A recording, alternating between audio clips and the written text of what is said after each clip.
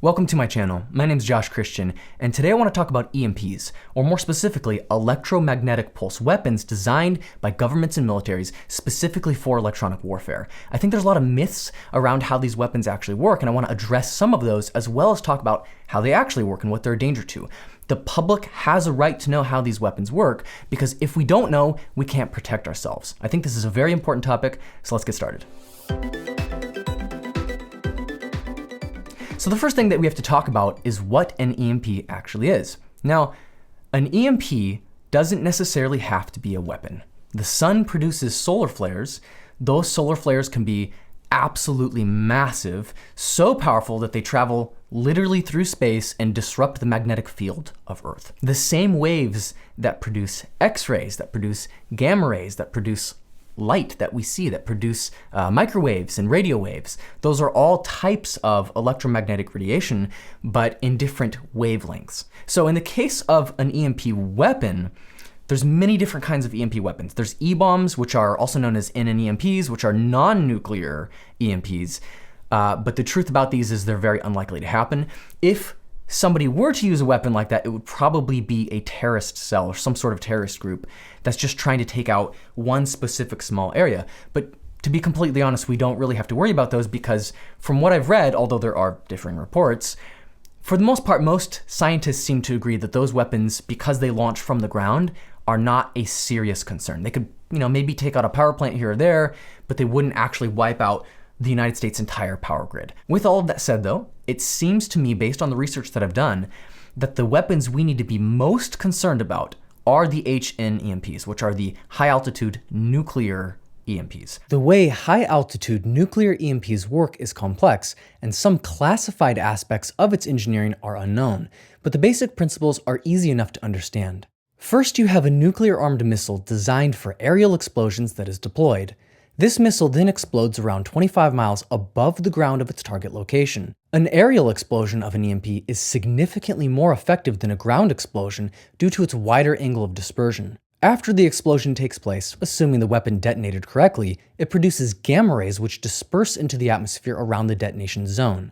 Gamma rays are the smallest waveform of electromagnetic radiation and a type of ionized radiation that's harmful to humans. These gamma rays are small enough and high enough energy to collide with subatomic particles such as electrons. As these gamma rays collide with electrons, they become displaced outside of their orbit around an atom. These electrons are now free from their previous orbit and called Compton electrons. Compton electrons are ionized and want to get back into orbit around an atom as they're attracted to positive protons. However, the natural electromagnetic field of Earth directs these free electrons into field lines that produce rapidly changing electrical currents. The charge generated from these recoiling electrons hits conductors such as power lines or wires and produces surges that can damage electrical equipment. Officially speaking, our government claims that they can shoot down or intercept about half of all ICBMs.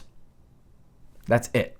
That would mean that 50 of those nukes are still going to stay on target and hit the mainland. Now, I know what some people are thinking. They're thinking, who cares? It doesn't matter because MAD protects all of us, right? If you don't know what MAD is, it's mutually assured destruction. This idea that nobody's going to nuke anybody because if anybody nukes anybody, that'll just start this big chain reaction of everybody nuking everybody else. But the problem with this line of thinking is, first of all, it assumes that humans are rational. Humans are not rational. The second problem is that when we're talking about thermonuclear warfare, it's all about who strikes first. Let's say, for the sake of argument, that China or Russia attacked us with some sort of sleeper weapon, a weapon we didn't see coming, but it was an EMP or maybe an ICBM tipped with an EMP. What would end up happening is they would take out all of our communication systems and likely, especially if they sent an onslaught of these, they would likely take out basically our entire power grid across the whole country. Now, if we don't have telecommunications, if our military's telecommunications go down, if our data link satellites go down, if things like that are affected, that actually reduces our ability to respond strategically and militarily. Making sure that our infrastructure is robust against those kind of attacks, I think should be a huge priority on the list of the United States things to do. The problem is that it's not. According to the Naval Institute of Research, they officially claim that the United States has made no efforts, literally none, invested no money into protecting our infrastructure here in the United States, even our military infrastructure, from EMP attacks. And that leads me personally to believe that we probably should be worried, and I just don't think that the United States is prepared for an attack like that. So now let's say, for the sake of example, that you have a small device like a phone. If this device were plugged into the wall and it were charging, it would basically be connected to the power grid.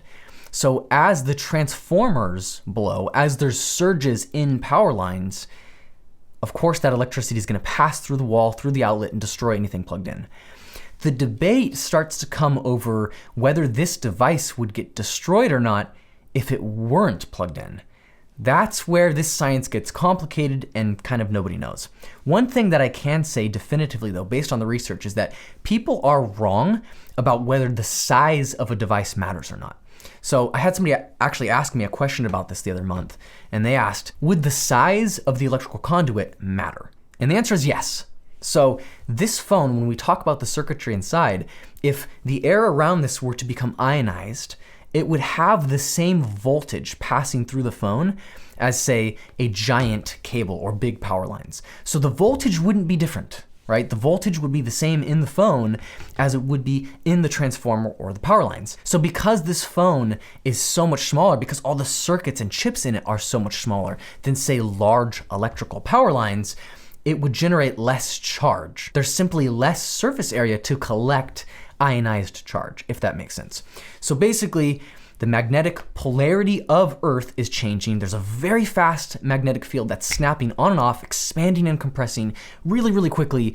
And the charge generated from that is what would destroy electronics, and more specifically transformers and anything connected to our electrical power grid. So my point in saying all of this and kind of ranting here is not all electronics will be destroyed. The size of the electronics will matter, and whether things are connected to the actual power grid or not will also matter. Any type of antenna, any type of power station, any type of long power lines and power runs, any type of large transformers are going to be the primary target of these weapons. So your PC that's directly connected into a power outlet, yeah, it's probably going to get fried, but your laptop might not. So that leads me to my next point, which is a question a lot of people have. What if my PC or my car or whatever is plugged into a surge protector? Not to mention, power plants and transformers are typically protected with industrial surge protectors. Now, let's say a lightning bolt strikes the power lines outside my house. That could potentially cause a surge that would destroy my PC if it's not protected by a surge protector, right? So the interesting thing about surge protectors is they wouldn't actually protect your devices from an EMP. And to understand why, we first have to understand static electricity. Static electricity has extremely high pressures, but it happens very, very fast, and thus the current is really low. So when we're talking about the damage done to electronic devices, voltage matters, but so does current. And EMPs are unique in that they produce huge voltage, just like static electricity, but they produce a very low current. Everybody talks about this myth of, oh, all of your electronics are going to get fried because the heat produced is going to melt all the wires and chips and everything. That realistically will not happen because there just isn't very much current being generated by the charge.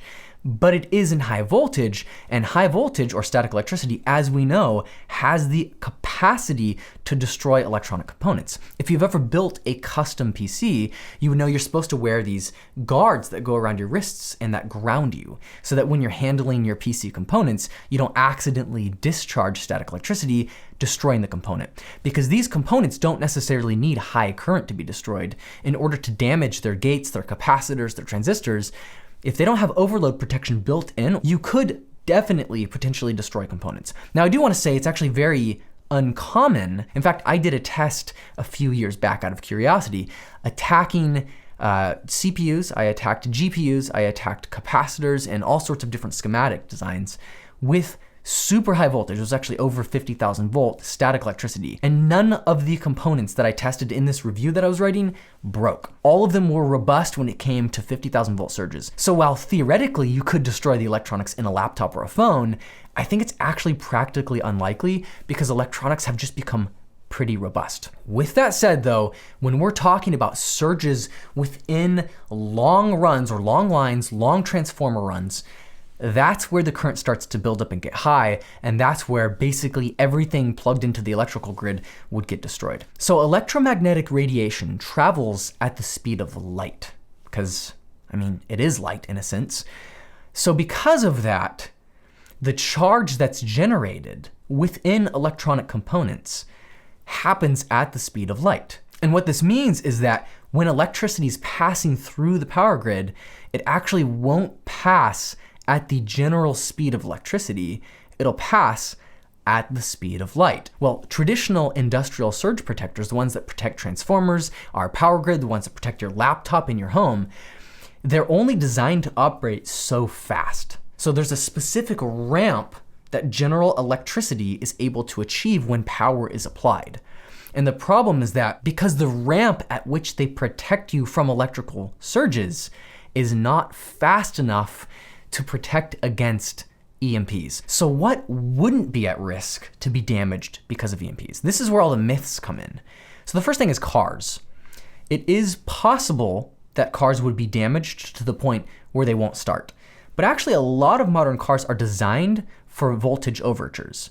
And because of that, some of the chips in the car might be fried, but most of the essential chips to actually make the car start are designed with EMPs in mind. So it's actually unlikely that cars would go down. This is debatable though. Different people have different ideas on the subject and research is not clear one way or the other. But let's say you had a Tesla, for example, and it's charging connected to the power grid. Obviously that car is getting completely fried.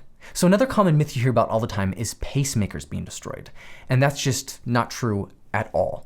It is incredibly likely that in the case of an EMP attack, 0 pacemakers would be damaged. In fact, it's not just likely, it's guaranteed, because they are designed around the anticipation of both nuclear EMPs going off and, of course, EMPs from the sun. We know that solar flares produce EMPs quite frequently, actually, so pacemakers have to deal with voltage surges and overtures. You and your loved ones have nothing to worry about if you have a pacemaker inside of you. And probably one of the best examples of what is not going to be destroyed would be hard drives. Now, when I say hard drives, the term hard drive can mean anything now. People sort of casually refer to solid state drives as hard drives too, but I'm not talking about SSDs.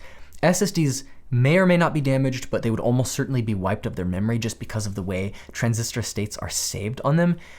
But all of your data will likely be safe if it's on an actual physical hard disk drive. And the reason for that is because they store data magnetically, they don't store it in transistor states. In the event of a true EMP attack, at the end of the day, it wouldn't really matter if your cell phone got destroyed or not, because the damage that would be done to our infrastructure and to our power grid would be far more concerning, because you won't be able to charge it, you won't be able to use it to make calls or texts, you won't be able to use the internet, basically everything will be down anyways. The only practical use of your smartphone at that point is to look at photos of your loved ones before we're all wiped out.